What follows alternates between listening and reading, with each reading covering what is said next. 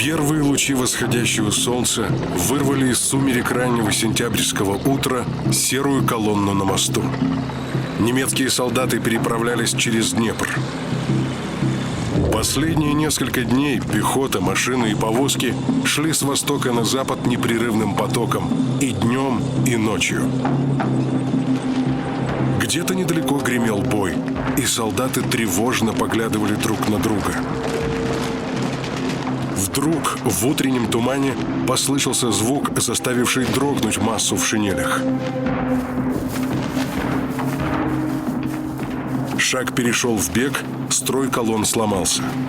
Приближаясь, нарастал хорошо знакомый рев двигателя и лязг гусениц танков Т-34.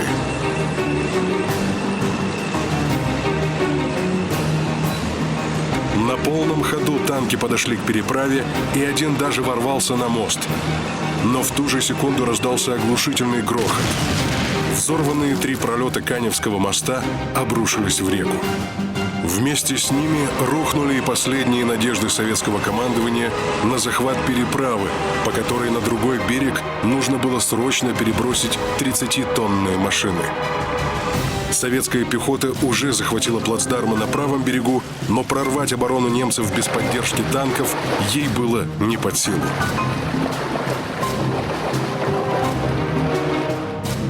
После проигрыша немецких армий на Курской дуге фронт безостановочно покатился на запад. 24 августа 1943 года по всему фронту в 1400 километров от Смоленска до Азовского моря советские дивизии пришли в движение. 2 650 000 человек, 51 тысяча орудий, 2400 танков и 2850 самолетов. В наступлении были задействованы войска нескольких фронтов: Центрального, Воронежского, Степного, Юго-Западного и Южного, в октябре 1943 года переименованные в Первый Белорусский, а также Первый, Второй, Третий и Четвертый Украинские фронты. Германское командование, пытаясь обескровить и остановить Красную армию, сделало ставку на Днепр. Реке предстояло стать естественным гигантским оборонительным рубежом перед неприступной крепостью. Ускоренными темпами после приказа Гитлера от 11 августа возводились грандиозные по протяженности стратегические оборонительные укрепления, названные «Восточный вал». Он проходил по Керченскому полуострову, реке Молочной, Днепру в его среднем течении, реке Сош до Гомеля, восточнее Орши, Витебска, Невеля, Пскова и севернее Чудского озера по реке Нарве. В период оккупации из Украины в Германию эшелонами отправлялись скот и продовольствие, зерно, транспортные средства и станки. Вывозился даже плодородный чернозем. Украина с развитой металлургией была кладезем полезных ископаемых, бесценных для военной промышленности.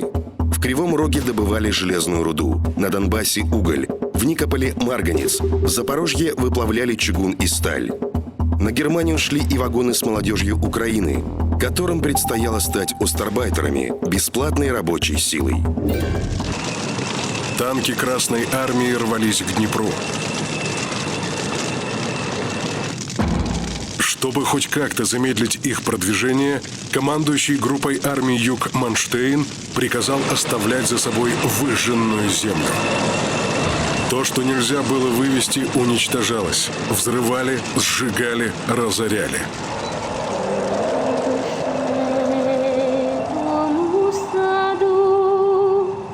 Там соловейко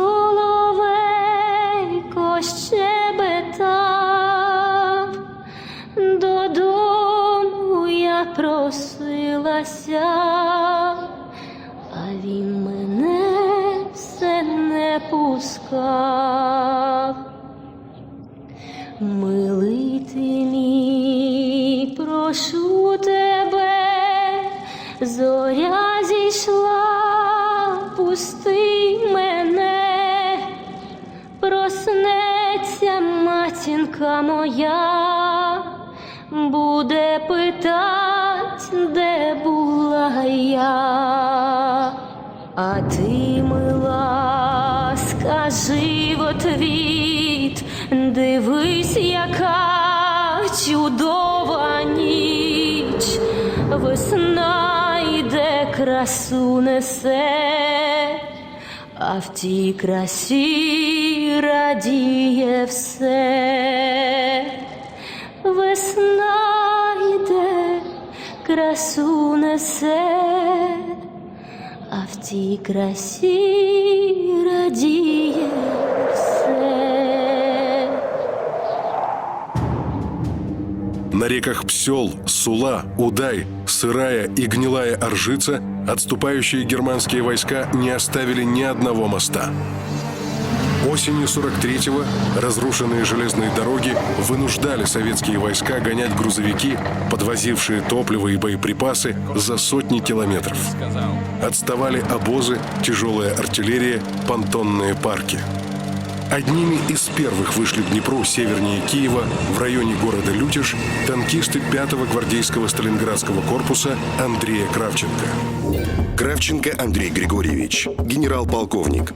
Танки его бригады прошли по Красной площади на параде 7 ноября 41-го, а через месяц уже освобождали Солнечногорск. С августа 42-го до февраля 43-го под Сталинградом успешно командовал корпусом, после чего тому присвоили наименование гвардейского Сталинградского.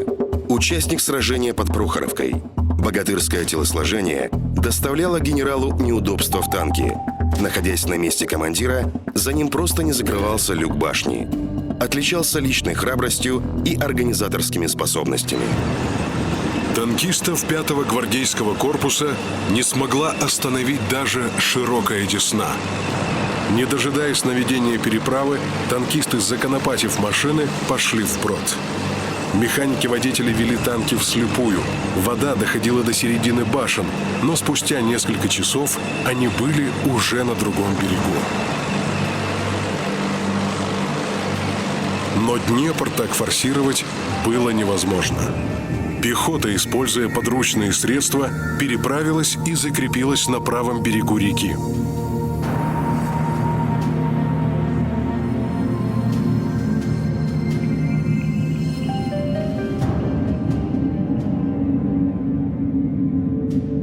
Южнее Киева, в районе города Великий Букрин, форсировали Днепр части 40-й и 3-й гвардейских танковых армий. Справка. Ширина реки под городом Великий Букрин составляла около 600 метров. Для временного моста, способного выдержать танки, нужно было забить почти 1000 свай.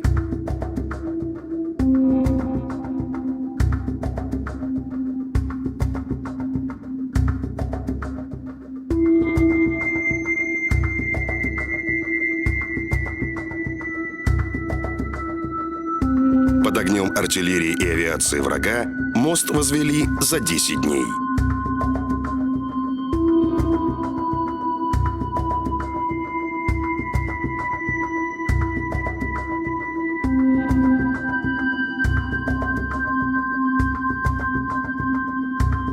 Тем временем немцы успели выстроить прочную оборону.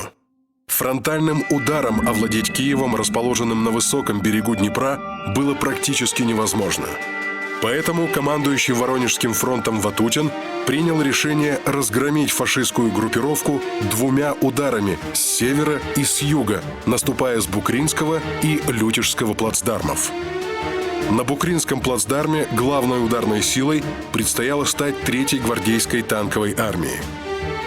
С Лютежского наступал 5-й гвардейский танковый корпус. Весь октябрь войска Ватутина пытались пробиваться с плацдармов, но безуспешно. Приближалась зима, а линия фронта словно замерла на линии Днепра. Ватутин решил изменить план наступления и нанести мощный удар с одного плацдарма, используя все имеющиеся силы танковых соединений. Около 40 тысяч человек 3-й танковой армии ночами переправлялись с Букринского плацдарма под Лютеж. Лучшие танковые соединения фронта собирались в один кулак, и теперь танкистам Рыбалко и Кравченко предстояло наступать плечом к плечу. Советские танки шли к Киеву с зажженными фарами и воем сирен, которые Рыбалко приказал установить на машины. Утром 5 ноября советские части перерезали шоссе Киев-Житомир, лишив немцев путей отхода. По извилистой улочке, проходящей через овраги Киевского района Нивки, первые танки «Рыбалка» ворвались в город. В память о тех событиях эта улица до сих пор носит название Танковой. Советские танки подошли к Киеву с севера. В ночь на 6 ноября на улицах столицы Украины было светло как днем от орудийных и минометных залпов, ракет и летевших отовсюду трассирующих пуль. Огнем и гусеницами танкисты прокладывали себе дорогу к центру города. Немцы поспешно отходили, и к утру 6 ноября Киев был полностью очищен от оккупантов. Теперь корпус к почетному наименованию «Сталинградский» добавил еще одно – «Киевский». Очередная годовщина Октябрьской революции и дата освобождения столицы Украины совпали по чистой случайности. В течение всего октября перед войсками ставили задачу выйти к Киеву. Будь у немцев меньше сил, город бы освободили задолго до 7 ноября. В послевоенные годы появилась легенда о юбилейном наступлении, согласно которой войска Ватутина должны были любой ценой освободить Киев к торжеству. В действительности, командующий фронтом, не раздумывая, направил танковую армию дальше, на запад, хотя мог развернуть ее на Киев, чтобы взять столицу точно к празднику 7 ноября. Зимой 43-44 годов южный сектор фронта стал ареной колоссального сражения. Почти все советские танковые армии и главные силы немцев были сосредоточены на территории Украины, степные просторы которой как нельзя лучше подходили для танковых битв. В январе 44-го создается последняя сформированная в годы войны советская 6-я танковая армия. Возглавил ее освободитель Киева генерал Андрей Кравченко, ставший за несколько дней до этого героем Советского Союза. Боевое крещение новая армия приняла уже через несколько дней. К началу 44-го советские войска прорвались к Житомиру и Кировограду. В руках немцев остался выдвинутый далеко на восток выступ в районе Канева. Гитлер в своих планах видел его в качестве плацдарма для контрнаступления. Он еще надеялся выиграть сражение за Украину. Советское командование имело свой план развития событий на этом выступе. Сражение, известное как Корсунь-Шевченковская операция, началось 24 января. Первым в наступление перешел Второй Украинский фронт. 2 дня спустя к нему присоединился Первый Украинский. Впереди шли танковые армии. 6-я танковая насчитывала 245 танков и самоходных артиллерийских установок. Справка. Самоходные артиллерийские установки, или САУ, представляют собой артиллерийское орудие, смонтированное на самодвижущемся шасси. В отличие от танков, САУ имеют большую дальность стрельбы. Их задача – огневая поддержка войск. Орудия самоходок более мощные, чем у танков, что определяет большую длину и вес ствола и более совершенное прицельное оборудование. Уже на 5-й день операции в районе Звенигородки танки Кравченко соединились с 5-й гвардейской танковой армией Ротмистрова, и кольцо замкнулось. В окружение попали почти 60 тысяч немецких солдат. В сводках вермахта они значились как группа Штеммермана по имени командира одного из 2 корпусов. 2 советские танковые армии развернулись фронтом на юг, не давая возможности немцам извне пробиться к взятым в кольцо. Устойчивость немецкой обороны в немалой степени держалась на вере командиров. В случае окружения им придут на помощь. Поэтому часто немецкие соединения не отступали, даже оказываясь под угрозой охвата и обхода. Правда, вера в поддержку была подорвана под Сталинградом. Но теперь под Корсунь-Шевченковским немецкое командование любой ценой решило не допустить повторения разгрома на Волге. Гитлер пообещал окруженным: Можете положиться на меня, как на каменную стену. А пока держитесь до последнего патрона». Командующий немецкой первой танковой армией генерал Хубе радировал в котел всего одну фразу. «Я вас выручу, Хубе». Помимо ободряющих радиограмм, окруженные стали получать топливо и боеприпасы по воздуху. Снабжать 60-тысячную группировку было проще, чем 300 тысяч в Сталинградском котле.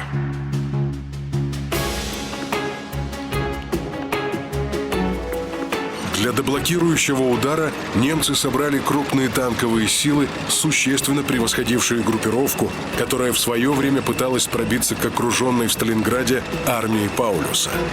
В наступлении участвовали 2 немецких танковых корпуса под командованием генералов Брейта и Формана. Герман Брейт, генерал танковых войск. 52 года. Участник польской и французской кампаний. Опытный танковый командир. В 41-м прошел от Бреста до Тулы. Воевал под Харьковом и на Кавказе. Участвовал в сражении на Курской дуге. Веренный ему танковый корпус был сопоставим с советской танковой армией. Сразу 4 немецких танковых дивизии корпуса Брейта, усиленные тяжелым танковым полком Бёкке из 80 «Тигров» и «Пантер», атаковали советские позиции. В феврале 1944-го основным танком Красной армии оставался Т-34 с 76-миллиметровой пушкой, существенно уступавшей «Тиграм» и «Пантерам». Сохранить позиции под ударом такой мощи было невозможно, и советские танки начали отступать. Немцы захватили деревню Лысянка, но до соединения с окруженными им было еще далеко. На помощь армии Кравченко пришла 2-я танковая армия генерала Богданова. Бои шли в исключительно трудных условиях. Маневр сдерживала оттепель. Если зимы предыдущих лет войны отличались суровостью, то это выдалось на удивление теплой. Дороги раскисли. Даже танки передвигались в месиве грязи с большим трудом. Под Корсунем происходили решающие события для всего Восточного фронта. Здесь, у Лысянки, состоялся дебют нового советского танка. Сюда были направлены первые прибывшие с завода на фронт тяжелые танки «Иосиф Сталин» ИС. Советский танк ИС стал ответом немецким «Тиграм». Толщина лобовой брони танка составляла 120 мм. Машины ранней модели на вооружении имели 85-миллиметровую пушку. Вскоре ее заменит на мощное 122-миллиметровое орудие, которое сделает ИС самым опасным противником германских танков. Танки ИС-1 и ИС-2 поступали на вооружение и отдельных тяжелых танковых полков «Прорыва», оказавших существенное влияние на ход боевых действий в 1945 году при штурме немецких городов. Модернизированные ИС-2 находились на вооружении советской и российской армий до 1995 года. Первый бой «Тигров» и «Пантер» с ИСами закончился в ничью. Выбить фашистов из деревни не удалось, но и продвинуться хотя бы на шаг вперед немецкие танки не смогли. После нескольких дней боев чаша весов начала склоняться в пользу Красной армии. Корсунь-Шевченковский все чаще называли Сталинградом на Днепре. В котел посыпались листовки с предложениями сдаться в плен. Через громкоговоритель к окруженным обращался генерал Зейдлиц, взятый в плен под Сталинградом. В котел отправили парламентера. Однако немцы ответили отказом и попытались пробиться из котла сами. Им удалось пройти несколько километров и захватить деревню Шендеровка. До соединения с танками Брейта оставалось не более 5 километров. Сталин телеграфировал Жукову. Прорыв корсунской группировки противника в направлении Шендеровки произошел потому, что слабая по своему составу 27-я армия не была своевременно усилена. Против прорывающихся немцев немедленно развернули танковую армию Ротмистрова. В середине февраля ударили морозы. Брейт форсировал Гнилой Тикич и двинулся к Шендеровке. Танкисты оборонялись, контратаковали и снова оборонялись. «Тигров» и «Пантер» оставалось все меньше и меньше. Им не хватало горючего и боеприпасов, которые доставлялись по воздуху. Порой транспортные самолеты просто сбрасывали 200-литровые бочки с бензином, и часть из них разбивалась. Командующий группой армии «Юг» фельдмаршал Манштейн хорошо помнил опыт Сталинграда. Тогда Паулюс отказался пробиваться ему навстречу. Повторять ошибку не следовало, и Штеммерман получил приказ. Своими силами прорываться на рубеж Журженцы к высоте 239 и там соединиться с 3-м танковым корпусом. Командиры окруженных дивизий решили, что эта высота находится в руках Брейта, и им нужно только дойти до нее. Вечером 16 февраля взятые в кольцо части уничтожили неисправную и оставшуюся без горючего технику и с наступлением темноты начали прорываться из деревни Шендеровки.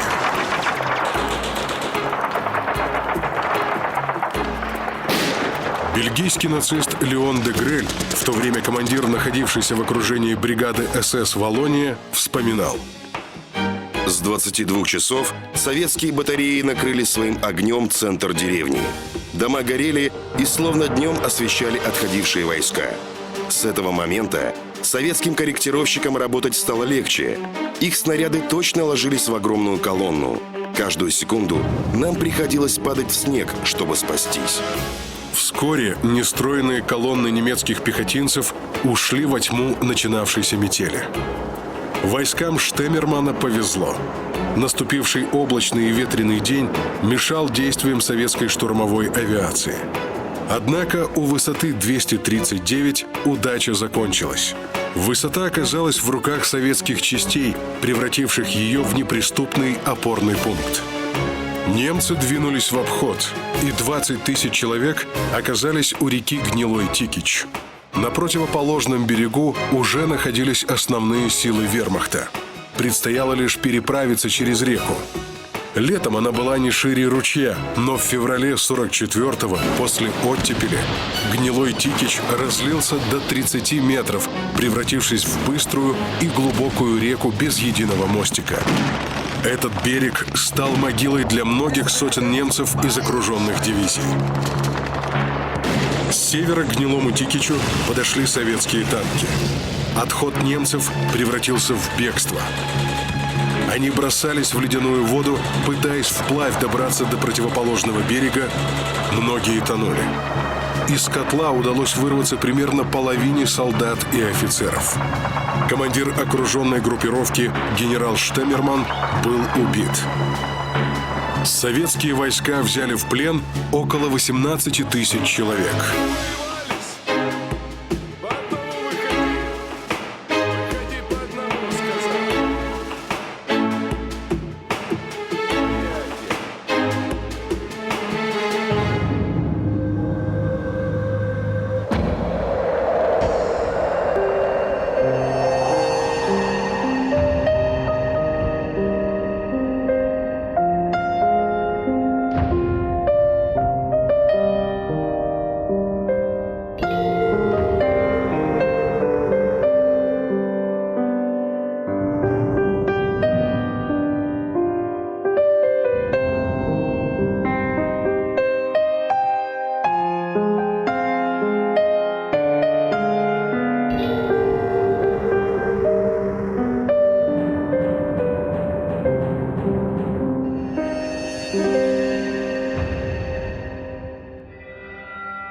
Сражение под Корсунь-Шевченковским стало лишь прологом советских успехов на территории Украины.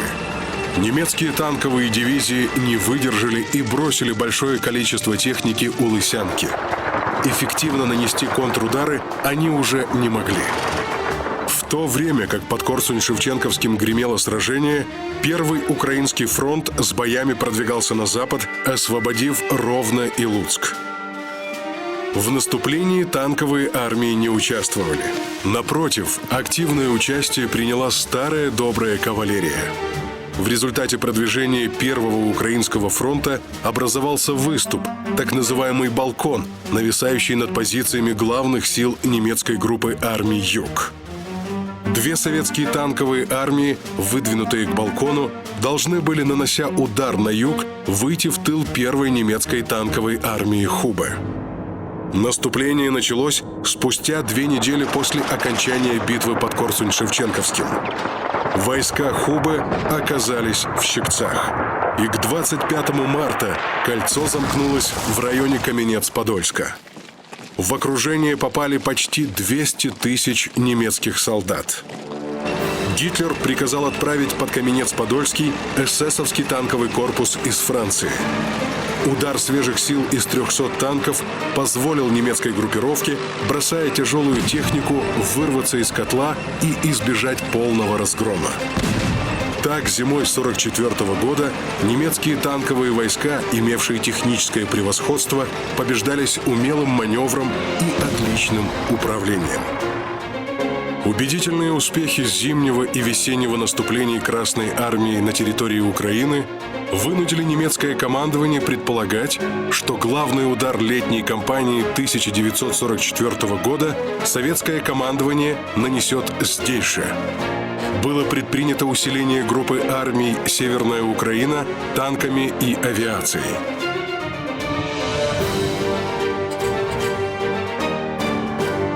Однако в июне удар последовал там, где его не ждали. В Белоруссии началась операция «Багратион». Немецкий фронт буквально рухнул. На помощь группе армий «Центр» из Украины одна за другой перебрасывались практически все немецкие танковые дивизии. Две оставшиеся немецкие танковые дивизии были выведены в тыл и подчинены корпусу Брейта. Генералу предстояло отвечать на действия Красной армии, парируя ее прорывы контрударами из глубины. 14 июля 1944 года Первый Украинский фронт перешел в наступление на Львов. Корпус Брейта, стоявший в резерве, выступил для контратаки движущихся колонн русских танков. Однако в воздухе уже господствовала советская авиация. Из воспоминаний генерала фон Мелентина. На марше 8-я танковая дивизия, двигавшаяся длинными колоннами, была атакована русской авиацией и понесла огромные потери. Много танков и грузовиков сгорело. Все надежды на контратаку рухнули. Советские танковые армии устремились вглубь немецкой обороны. Наступление Первого Украинского фронта привело к окружению под Бродами немецкого 8-го армейского корпуса, оказавшегося прижатым к болотам. В составе окруженного корпуса действовала и гренадерская дивизия СС «Галиция». Справка. 14-я дивизия СС по-немецки называлась «Галиция», по-украински «Галичина». Ее сформировали из добровольцев, выходцев из Львовской, Тернопольской и Ивано-Франковской областей Галиции. В июле 44-го дивизия насчитывала 15 тысяч человек. Командовал ею немец, бригаденфюрер СС Николаус Хейнман. Немцами были и командиры полков дивизии. Осенью 43-го части боролись с партизанами, а летом 44-го в 20 километрах от линии фронта держали второй эшелон обороны. Немецкие военачальники в целом отрицательно оценивали боеспособность дивизии. Из воспоминаний генерала фон Мелентина. Галицинская дивизия СС, оборонявшаяся в лесу, не смогла оказать сильное сопротивление, и русские глубоко вклинились в позиции нашего корпуса на левом фланге. Все попытки вырваться из котла окруженных под Бродами немецких частей и дивизии «Галиция» провалились. И к 22 июля они сдались в плен. Переформированные оставшиеся части дивизии «Галиция» были направлены на подавление словацкого восстания. Позже дивизию задействовали в борьбе с югославскими партизанами, а в мае 45-го части «Галиция» сдались американским и британским войскам. Под влиянием Ватикана, рассматривавшего солдат дивизии «Галиция» как хороших католиков и преданных антикоммунистов, англичане изменили их статус с военнопленных на сдавшийся вражеский персонал, в результате чего они не были выданы Советскому Союзу. Советские танковые армии стремительно приближались ко Львову. Немцы успели организовать оборону и отбили первые атаки с востока. Танковая армия «Рыбалка» начала обходить Львов с севера, а 4-я танковая — с юга. Известие о том, что советские танки появились к западу от города, привело к панике врага, и уже на 7-й день боев немцы оставили Львов. Границу СССР 1941 года войска Красной армии пересекли едва ли не маршевыми колоннами. Захваченный к концу июля Сандомирский плацдарм на реке Висла позже, в январе 1945-го, станет стартовой позицией для броска к Одеру. Южный фланг Советско-Германского фронта мог бы стать второстепенным участком, если бы не экономическое значение этого направления. Румынская нефть питала немецкую военную промышленность. Гитлер всегда остро реагировал на любые угрозы румынским нефтепромыслом, поэтому предложение отойти на линию Галац-Факшаны, гребень Карпат, поступившее от главнокомандующего румынскими силами Иона Антонеску, не принял. Между горами и Дунаем в долине реки Сырет природа создала 80-километровое окно, названное Факшанскими воротами. Здесь по приказу Антонеску возводились 1500 бетонных дотов. Ценой сдачи части своей территории Румыния могла быть превращена в мощную крепость.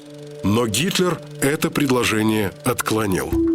В конце лета 44-го румынский фронт изгибался дугой по Днестру.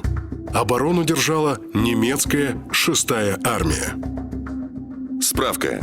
6-я армия вермахта образована в октябре 1939 года. Участвовала во взятии Парижа и в летней украинской кампании 41-го. 2 февраля 43 года была уничтожена в Сталинградском котле. Вновь сформирована 6 марта того же года из армейской группы «Холид». Номер 6 оказался неудачным для немцев. Но они упорно присваивали его вновь создаваемым армиям, не желая мириться со Сталинградской катастрофой и пытаясь реанимировать боевой дух времен блицкригов. Тогда немецкая 6-я армия шагала по полям Франции, оккупировала города Украины. Теперь она защищала румынскую нефть.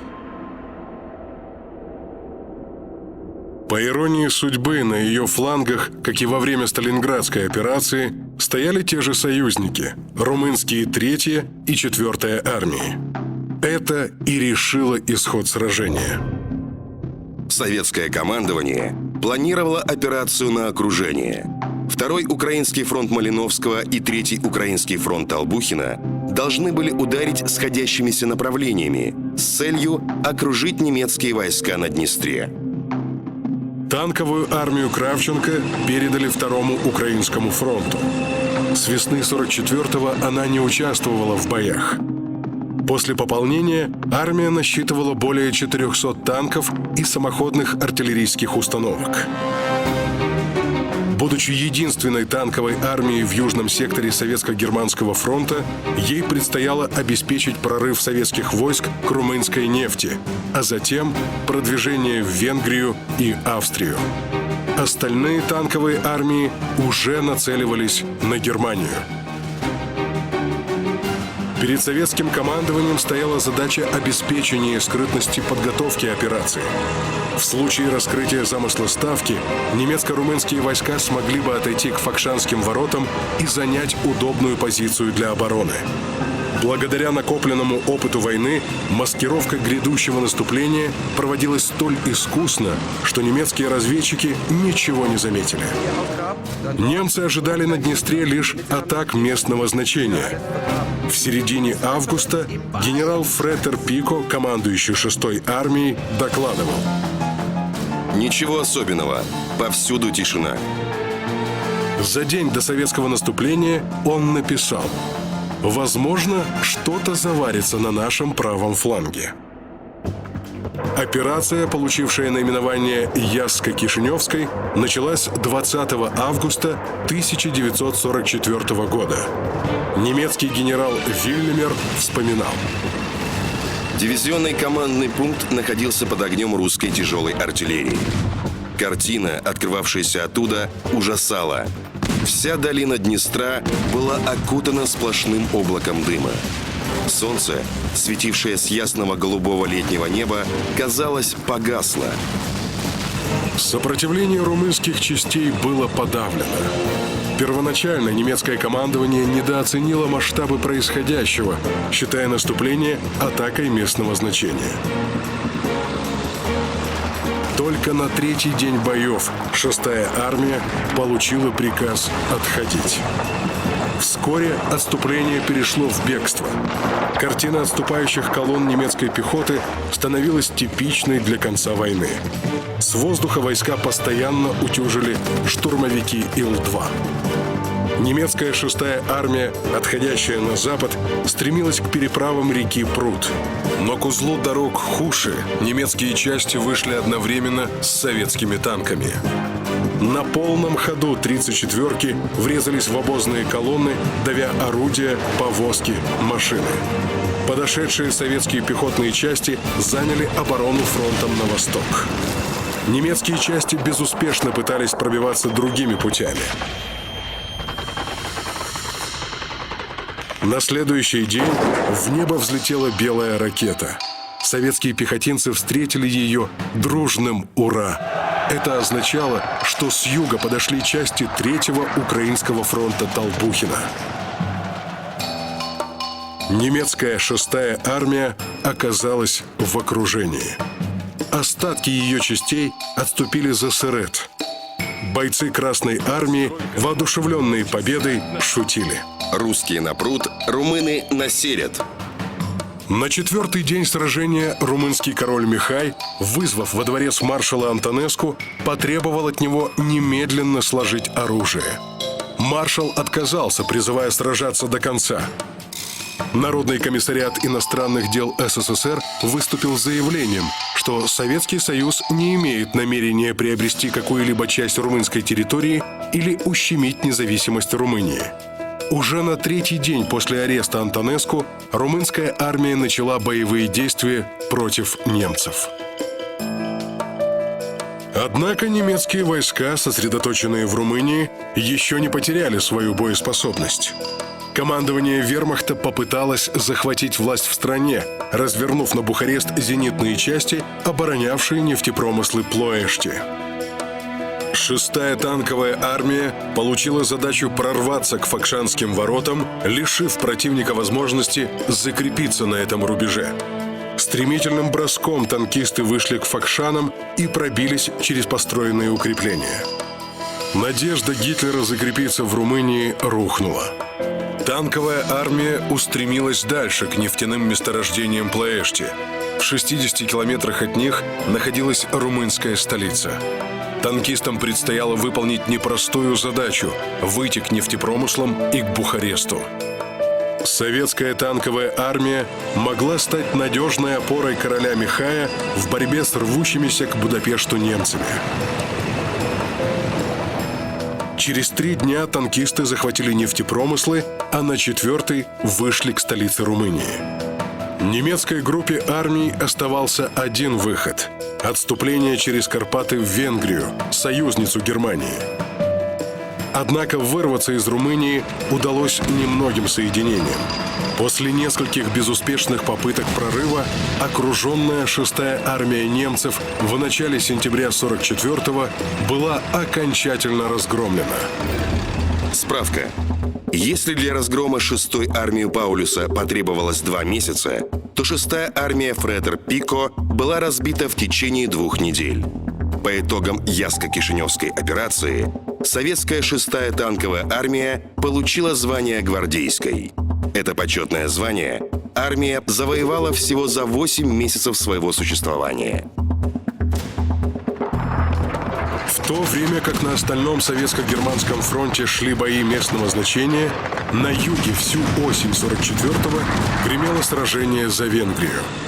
Лишившись румынской нефти, Гитлер судорожно цеплялся за венгерские нефтяные месторождения. Советские танковые и стрелковые части, несмотря на распутицу, медленно, но верно продвигались к венгерской столице Будапешту.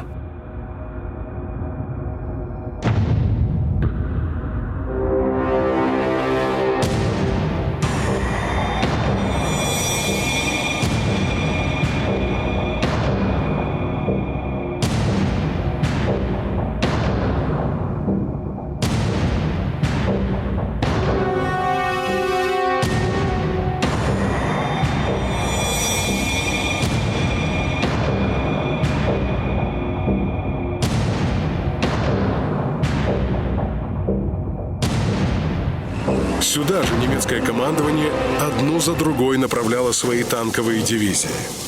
С ними следовал и 3-й танковый корпус Брейта, пополненный после поражения под Львовом. В составе 2-го Украинского фронта наступала 6-я гвардейская танковая армия. Атаковать Будапешт в лоб силами танковой армии было нецелесообразно, да и на узких улицах города возникали сложности с маневрированием. Поэтому танковую армию направили в обход по правому берегу Дуная. Советский удар привел к распылению сил немецких танковых войск. Это позволило соседнему 3-му Украинскому фронту форсировать Дунай и обойти Будапешт с юга. Окружение венгерской столицы состоялось на Рождество 1944 года. Крах немецкой армии под Будапештом заставил Гитлера произвести кадровые перестановки. Фюрер вновь возродил 6-ю армию, назначив командующим Германа Балька. В задачу армии входило снять блокаду окруженных в Будапеште войск.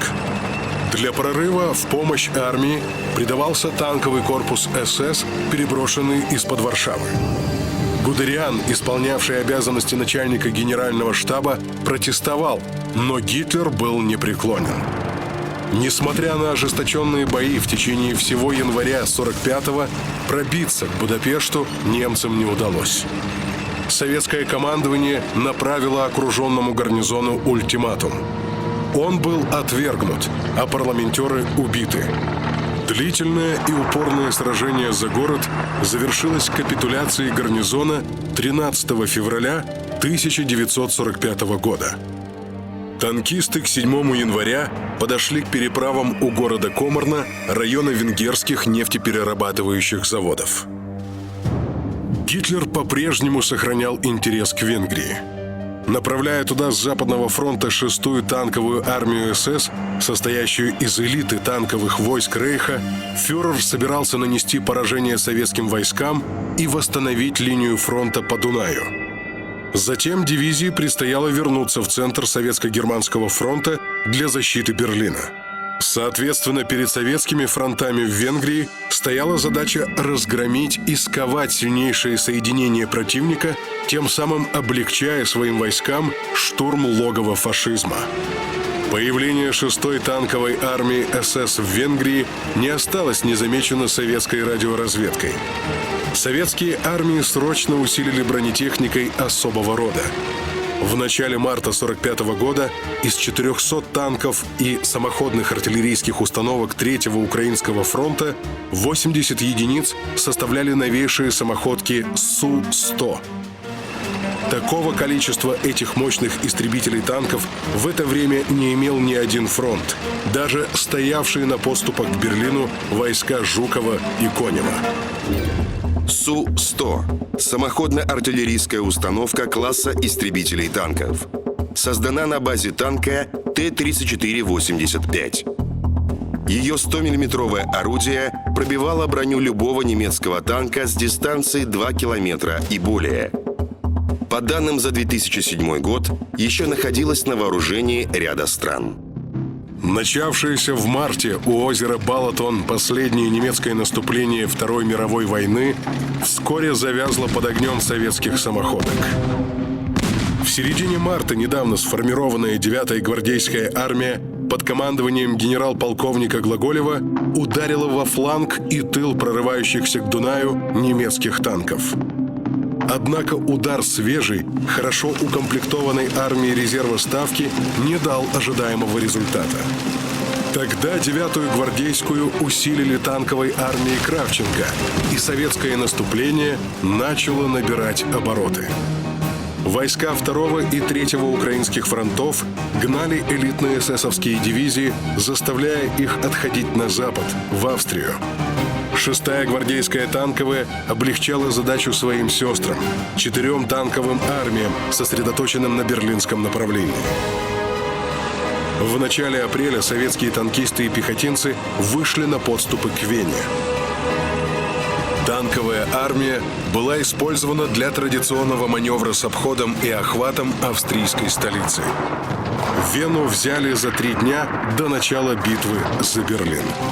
Сражение под стенами Вены не станет последним для воинов 6-й танковой. Когда над Рейхстагом уже будет развиваться знамя победы, в Чехословакии группа армий «Центр» фельдмаршала Щернера еще продолжало сопротивление, и советские танки устремятся к Праге. 6-я гвардейская танковая двинется из района Брно. С севера к Праге устремятся танковые армии 1-го Украинского фронта, которым и предстоит первыми ворваться в столицу Чехословакии. Однако кольцо вокруг группы армий «Центр» замкнется только после того, как к городу подойдут войска Малиновского и армия Кравченко. Последняя мечта войск фельдмаршала Щернера сдаться в плен американцам рухнет. Войска 1-го, 2-го и 4-го украинских фронтов захватят в плен около 900 тысяч солдат и офицеров германской армии, в том числе 60 генералов. Но это будет лишь в мае. А в начале апреля 1945 года советский Генштаб только готовил план решающей битвы Великой войны. План Берлинской операции.